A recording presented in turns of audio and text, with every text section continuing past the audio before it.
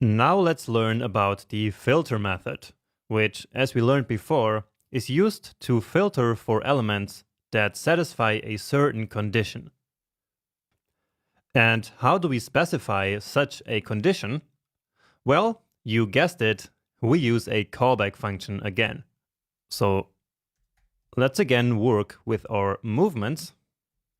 And so now the filter array. And once again, I will start with a regular function.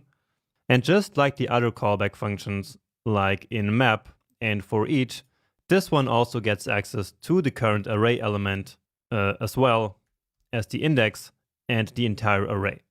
But let's only work with the current element here, which in filter is usually all that we need. Okay, now what we want to do here is to create an array of the deposits. So let's actually write that. So deposits, and deposits are only the movements that are above 0. So we already know that, right? Let's indeed take a look at the movements here. So here there are, and so we want to filter out these negative values. And so that condition is so that only the values that pass the condition will then make it into the new array. And passing that condition means that it's true. So we will again return something here. And here the trick is that we return a Boolean value. And so in this case, all we need to do is to say the current movement greater than 0. And that's it. And so now only the array elements for which this condition is true will make it into the deposits array. All the other ones will simply get filtered out. So they will not be included in this deposits array. Okay, and in fact, we only get the positive values now.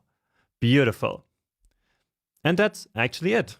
That's really simple, right? So just as I told you, if you know how to use the callback function correctly, and if you know how and why it works, then all of these methods become really, really simple.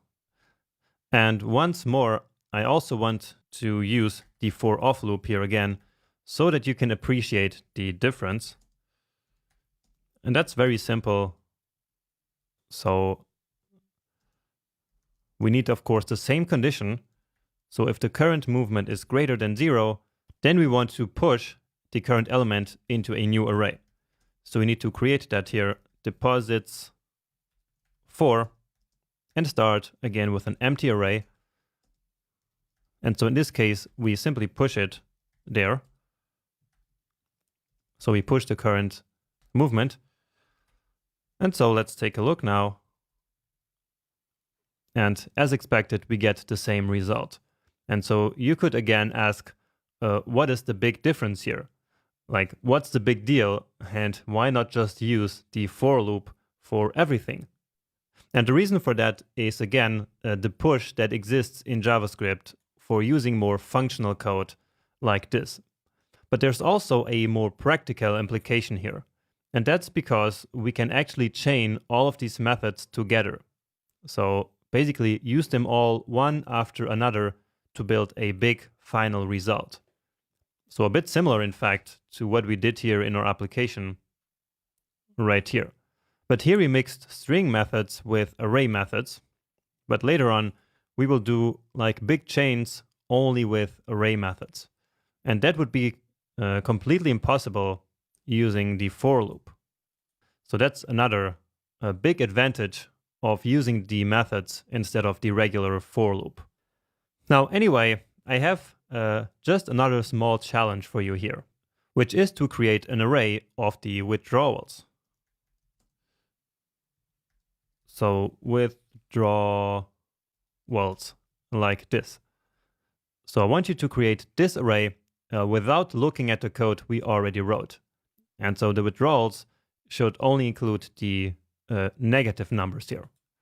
So pause the video now for a minute and please try to write this code on your own. Okay, so hopefully you did that. And so it is movement and again dot filter And now I will use an arrow function here. So I will leave this one with the regular one, and now an arrow function. Okay, and now mov less than 0, and that's it. This is our condition, and never forget that this one is actually returned here. So again, it is like having return written here. And so this is why this works. Let's log it to the console. And yeah, only the negative numbers remain now. All the positive ones got the result of false here in this condition, and so therefore they were not included in the withdrawals array.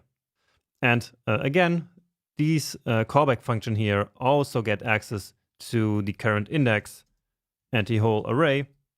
And I will just leave it here, but I never used these in my life ever in the filter method. Okay, so this was the second of the data transformation methods. So that's map, filter, and reduce. And so in the next video, we will then talk about reduce.